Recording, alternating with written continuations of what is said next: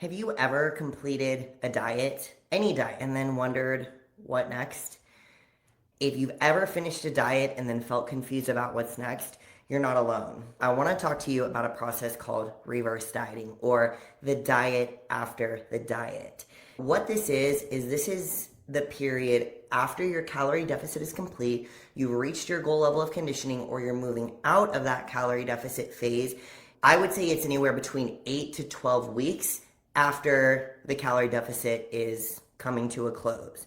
So, why do we do this? We reverse diet and we put so much emphasis on it because so many people will lose significant body weight and then they'll gain it all back and then some. And it's because they don't understand that your hunger hormones are off. Your body is extremely sensitive to fat gain. So we have to slowly come out of it, be really nice to your body, make sure that we're very, very marginally increasing your food, very marginally decreasing your cardio, because it minimizes that body fat regain. If you're familiar with fat cell theory, when you lose body fat, those fat cells don't just go away. They basically shrink and shrivel up. But it's much easier for your body to gain back body fat because the cell's already there. So it's refilling up with fat, essentially. It doesn't just go away, at least not right away. How long it takes to actually for a fat cell to die and go away forever, we don't know. There's still a lot of research being done on that. But it is easier to gain back body fat after you've lost it when you've already had it before, essentially.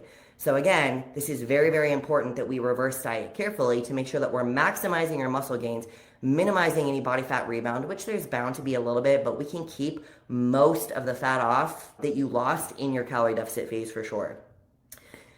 At this point in time, depending on how hard you are dieting, your hormones may be a little bit off. And when I say hormones, I'm referring to your hunger hormones. So when you diet really hard, the leptin that tells your body it's full becomes suppressed. And your ghrelin, which tells your body that it's hungry, is elevated. That would actually show up in your blood work. So you can't necessarily trust your body after you've been in a calorie deficit for a significant period of time, or if you lost a whole bunch of weight or you were dieting, especially for 6+ months. So this is not a time to trust your body. Your hormones are going to be off. Your thyroid may have slowed down a little bit. And so it is essential that this time period after the calorie deficit is over is handled appropriately. So what's involved with the reverse diet? This is going to be calorie cycling, which is basically where you have the calorie limit that you finished your fat loss phase at. Let's say you were pushing really hard and it's like 1,200 calories. We're not going to just shoot every single day up to 16, 17, 1,800 calories right away. That's probably going to be too much, and your body may put on a lot of the fat that you worked really hard to lose. So what I like to do is use calorie cycling, which is basically giving your body a few hundred extra calories on certain days of the week. It might be a hard training day. It might be a leg day if that's a body part that we're trying to grow. If you're doing HIIT cardio or like a CrossFit style workout and you're burning a lot of calories, we might give you a little bit more food on that day because you're burning more, or we want that energy to go towards growing a certain body part. What this does is it increases your weekly calorie intake without necessarily bringing up your daily intake. So if you've ever heard the term confuse your body, yes and no. Your body doesn't really get confused, right? It responds to stimulus. So if we have a mixture of high and low days, your body is going to use that energy for the hard training that we're doing, and you're less likely to store body fat. It's also a really good way to bring up your intake on certain days that feels a little bit better for you. Mentally, it might be a little bit easier, but without increasing your weekly intake by just shooting it up every single day. So a calorie cycle is commonly involved in the reverse diet. Also, decreasing cardio. So when you're in an aggressive fat loss phase, let's say your cardio gets up to an hour per day. You can't just stop. So you lost all the weight, awesome, you're looking and feeling great. You cannot just stop the cardio. We're gonna slowly decrease the cardio that you're doing every single day. If you're new to this, you can go work off percentages, but really 15 to 20% decreases in cardio. So let's say you were doing an hour per day at the end of your fat loss phase, you could cut it back to 45 minutes in the first week of your reverse diet, while again, increasing your calories on certain days of the week where you're maybe working a little bit harder or your calorie output is a little bit higher. Okay? Also, calorie tracking. So the same way that you tracked your calories on the way down in your fat loss phase, we are also going to be tracking your calories during the reverse diet. This is essential. You cannot just stop calorie tracking, because when we're increasing your food intake, like just because you're not in a diet anymore, any bites, licks, tastes, extra food, extra desserts, like it kind of adds up on you, and you might be craving some of these things like we talked about earlier. Your hunger hormones are off, so you might not realize how much food that you're putting in your body. So it is essential that you are tracking your food, so that way you can make sure that you're increasing your calories at the correct amount week to week, which I would say like 15 to 20% increases, like especially when we're starting with the calorie cycle, is a good place to go. If you're on a 1200 calorie diet, a 25% increase would be 300 extra calories on your leg days. So that's a good place to start. Then, okay, so we're calorie tracking, we're decreasing our cardio, we're incorporating high days, maintaining your workout routine.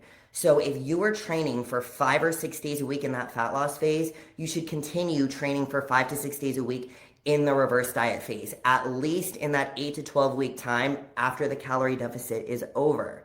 This is because after you're coming out of a deficit, your body actually responds really well to food. So you've been maybe a little bit depleted. Anytime that you're dieting and losing significant body fat, some muscle is going to go with it. It's inevitable. And so when you start eating again and you're still training, and then especially if you have those spike days on your harder training days, this is a prime time to build muscle. Like, you will build more muscle in this phase than you otherwise would at any other point in time, just because you're coming out of that depleted state.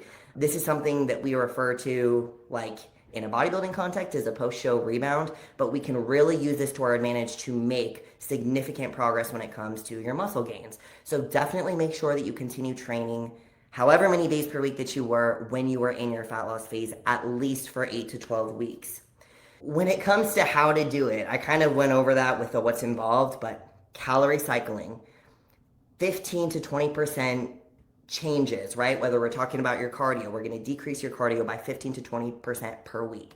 Calories, we're going to increase by 15 to 25%. You can go 25%, which is on the higher end if you're only doing it certain days of the week. If you're going to increase your daily intake, I would be a little bit more reserved, maybe closer to the 15% increase in your total calories. Start with increasing the amount of food that's around your workout. That's a really good place to start to add food back in, and then you can add it back into your other meals as the weeks go on. Week to week changes. When you're thinking about the frequency of making adjustments, it actually takes a few days for your body to adapt to that adjustment. That's why I usually make changes weekly, not like 2 or 3 days later, because you have to give your body time to adapt to the change that you're making. So you could increase your intake a little bit every single week, decrease your cardio a little bit every single week, and you're basically doing that for 8 to 12 weeks until you get to a happy point. Now, the nuance here is, what is your weight and your waist measurement doing? So if your weight spikes by like 5 to 6 pounds in a week, you would want to hold steady. You wouldn't want to decrease cardio that week, and you wouldn't want to increase your food that week. Your body needs a little bit more time to stabilize with that cardio, with that amount of food, with that training. And a lot of times too, you don't need to be afraid. If you do see a bigger weight jump in a single week, it doesn't mean that you're doing a bad job, and it doesn't necessarily mean that you're gaining a bunch of body fat. A lot of times, if you just leave your body alone for an additional week or two, at least half of that will drop off, and then you can proceed with slowly decreasing your cardio and increasing your calories. And the same goes the other way. If you increase your food a bunch and you decrease your cardio and you're maintaining your weight, you can continue with more aggressive adjustments. It's very individualized, like person to person. And so you have to take it based on how your body's responding. So again, if you're gaining too quickly, we want to slow that process down. Maybe those adjustments happen every 2 or 3 weeks, not every single week. If you're maintaining really well, then, keep it moving, keep fueling your body, and really get your calories to a place where you're comfortable, get your cardio down to where you're maybe doing 3 days at 20 minutes per week. And that's a really good spot to be. As far as how far do you go? Like, how high do your calories get? How low does your cardio get before it's too far?